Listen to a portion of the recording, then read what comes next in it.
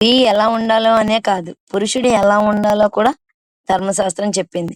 ఎందుచేతో గాని ఈ పద్యాలైతే జనంలోకి రాలేదు. కార్యేషు యోగి కరణేషు దక్షః రూపేషు కృష్ణః క్షమయాతు రామః భోజ్యేషు తృప్తః సుఖదుఃఖమిత్రం షట్కర్మయుక్తః ఖలు ధర్మనాథః.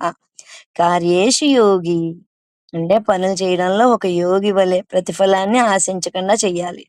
కరణేషు దక్షః కుటుంబాన్ని నడపడంలో, కార్యాలను నిర్వహించడంలో నేర్పుతో సంయమనంగా వ్యవహరించాలి. సమర్థుడై ఉండాలి. రూపేషు కృష్ణః రూపంలో కృష్ణుని వలె అంటే ఎల్లప్పుడూ ఉత్సాహంగా, సంతోషంగా ఉండాలి. క్షమయాతు రామః ఓర్పులో శ్రీరామునిలా ఉండాలి. పితృవాక్య పరిపాలకుడైన శ్రీరాముని వల్ల క్షమించే గుణాన్ని కలిగి ఉండాలి. భోజ్యేషు తృప్తః భార్య, తల్లి వండిన పదార్థాలను సంతృప్తిగా వంకలు పెట్టకుండా భుజించాలి.